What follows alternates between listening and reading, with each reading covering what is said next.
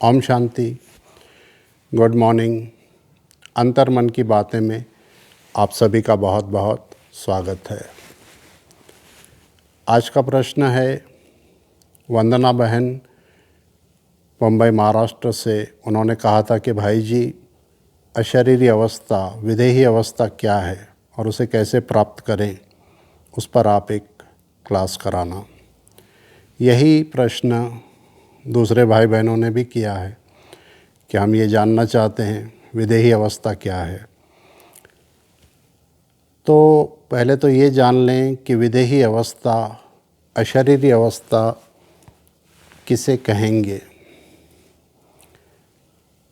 मान लो आप गुड़ खा रहे हैं और आपके सामने कोई ऐसा इंसान आ जाए जिसने पहले कभी मीठा नहीं खाया, मीठे का स्वाद उसे पता नहीं है, और वो आपसे पूछे कि ये गुड़ कैसा है, आप कहेंगे मीठा है। वो बोलेगा मीठा मीन्स क्या, आप कहेंगे मीठा मीन्स स्वीट। वो कहेगा स्वीट का मतलब क्या है, तब आप क्या कहेंगे कि एक गुड़ है, ये आप खा कर देखिए।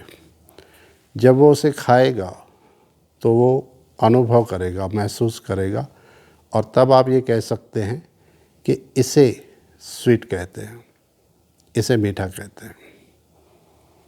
तो अशरीरी अवस्था, विदेही अवस्था भी ऐसी है कि जब तक हम अनुभव नहीं कर लेते तब तक उसकी संपूर्ण डेफिनेशन बताना थोड़ा मुश्किल है। मैंने पहले की क्लासेस में बताया है कि योग की अलग अलग स्टेज होती है, जिसमें मुख्य 3 स्टेज है। एक है मैं योग करने जा रहा हूँ, मैं योग कर रहा हूँ, और योग करते करते मैं जब गया योग करने तब भी मैं था, योग के दरमियान भी मैं था, और उठकर आ रहा हूँ तब भी मैं हूँ।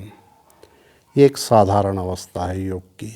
योग की दूसरी स्टेज है, मैं गया योग करने तब भी मुझे याद था कि मैं योग करने जा रहा हूँ, मैं बैठा योग करने तब भी मुझे याद था कि मैं योग कर रहा हूँ, और जब उठकर वापस आया तब भी मुझे याद था, मतलब देहभान था। बीच में कहीं 5-10 मिनट ऐसी अवस्था आई कि मैं थोड़ी देर के लिए मेरा योग लगा। ये भी एक साधारण ही अवस्था है, लेकिन पहली से बेटर है। और तीसरी अवस्था है, चाहे मैं कहीं भी हूँ, किसी भी स्थान पे हूँ, चाहे सेंटर हो, घर हो, मधुबन हो, कहीं भी, मैंने बस योग लगाना चाहा और तुरंत मैं कनेक्ट हो गया, मतलब मैं आत्मिक स्थिति में स्थित हो गया। ये है योग की लास्ट स्टेज भी कहेंगे इसे। एक्चुअल में ये विदेही अवस्था है।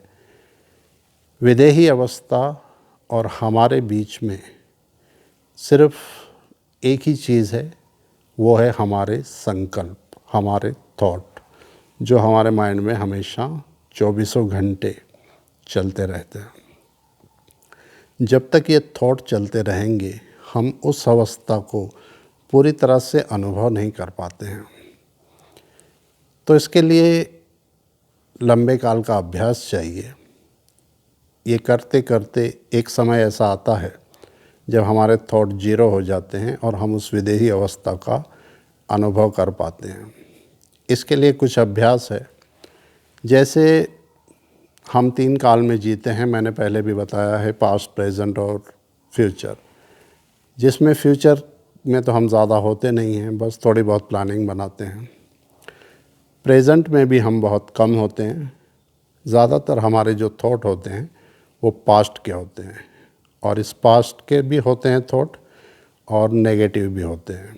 पास्ट की बुरी चीज़ें, कुछ बुरी यादें हमें याद रह जाती हैं, जैसे कोई दुख, कोई बुरा रिश्ता, कोई तनाव, या लाइफ का कोई बुरा दौर, उसका चिंतन ज़्यादा चलता है। तो ये जो थॉट हैं वो चलते ही रहते हैं।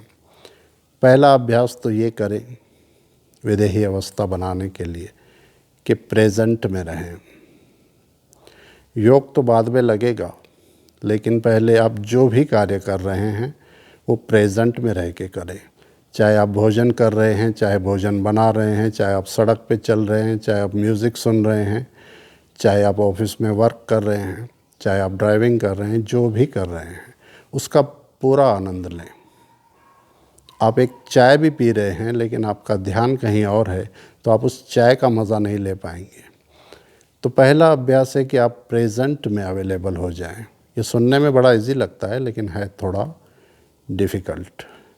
ये अभ्यास करें कि जो भी कार्य करें वो वहाँ पर आप अवेलेबल होकर करें, ना आप पास्ट में जाएं ना फ्यूचर में, क्योंकि बाबा भी कहते हैं कि बीती को बिंदी लगा दो, जो बीत गई सो बीत गई। तो प्रेजेंट में रहने का अभ्यास करें। दूसरा है शरीर।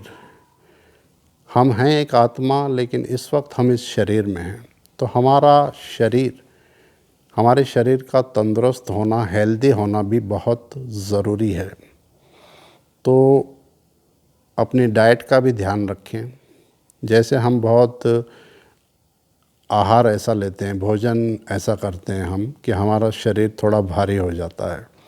और एक योगी को इतना अन्न नहीं खाना चाहिए। तो कोशिश करें कि सुबह ब्रेकफास्ट में आप 2-3 प्रकार के फ्रूट्स लें, दोपहर को 11-12 बजे तक और कुछ ना खा के फ्रूट खाएं। दोपहर को लंच में भी आप थोड़ा सा वेजिटेबल लें, जैसे टमाटर, गाजर आदि, ये सब आप थोड़ा खाएं, 200-250 ग्राम। उसके बाद आप लंच करें और रात को डिनर में भी आप ये करें। इससे आपका शरीर निरोगी रहेगा, आप स्वस्थ रहेंगे। शरीर स्वस्थ रहता है तो मन स्वस्थ रहता है, और योग हमें मन से करना होता है, तो उसके लिए पहले शरीर स्वस्थ रहना ज़रूरी है।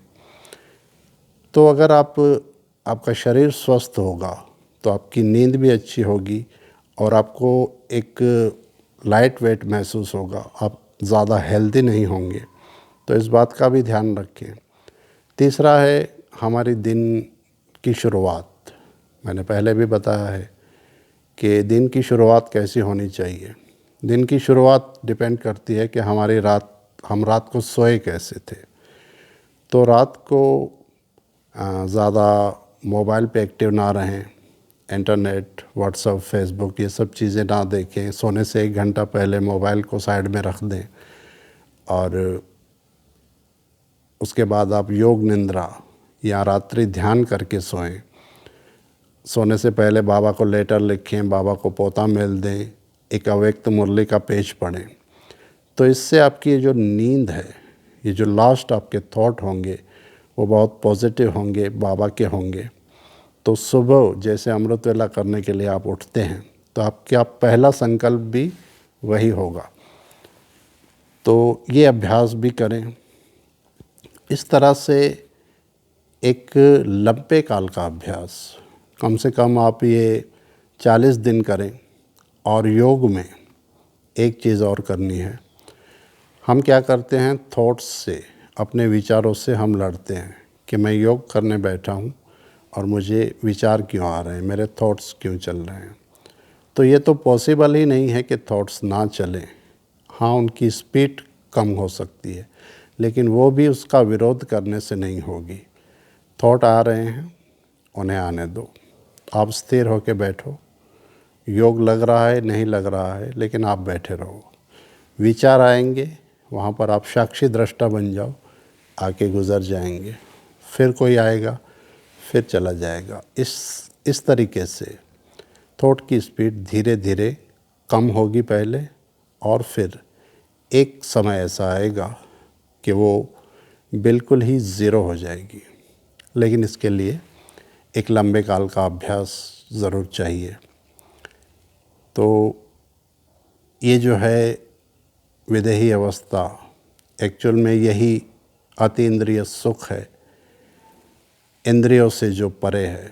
ये तभी अनुभव हो सकता है जब हम संपूर्ण रीत से आत्मिक स्थिति में स्थित होते हैं। आत्मा कहीं भी नहीं ठहर सकती। जब अगर देह भान पूरी तरह से टूट जाएगा और हमें आत्मा का अनुभव होगा, तो आत्मा डायरेक्ट परमात्मा से ही कनेक्ट होगी, और आत्मा को परमात्मा की ही प्यास है। इसलिए जब आत्मिक स्थिति आ जाएगी तो विदेही अवस्था अपने आप आएगी। फ़िलहाल आप ये थोड़ा अभ्यास करें प्रेजेंट में रहने का, अपना खान पान का ध्यान रखें, और योग लगे ना लगे आप योग में बैठें ज़रूर, अमृत वेला ज़रूर उठें, नुमा शाम ज़रूर करें, बाकी भी आपका जो भी टाइम है उस समय पे आप करें योग। लेकिन मैं समझता हूँ प्रेजेंट में रहना सबसे बड़ा योग है कि हम वही कर रहे हैं, हम वहीं पे अवेलेबल हैं जो कार्य हम कर रहे हैं। इससे आपको विदेही अवस्था प्राप्त करने में बहुत बहुत हेल्प मिलेगी। ओम शांति। अंतर्मन की बातें में आप भी प्रश्न कर सकते हैं। प्रश्न करने के लिए आप पहले लिखें अंतर्मन की बातें, फिर अपना प्रश्न, अपना नाम, अपने शहर का नाम, और मुझे भेज दें 9767447965 पर। आप मुझे मेल भी कर सकते हैं vk.ramesh1234@gmail.com। मैं आपके सभी प्रश्नों का उत्तर देने का पूरा प्रयास करूंगा। अगर आपने इस चैनल को सब्सक्राइब नहीं किया है तो कर लें, ताकि मेरी सभी कमेंट्री और सभी क्लासेस आपको मिलती रहे। ओम शांति।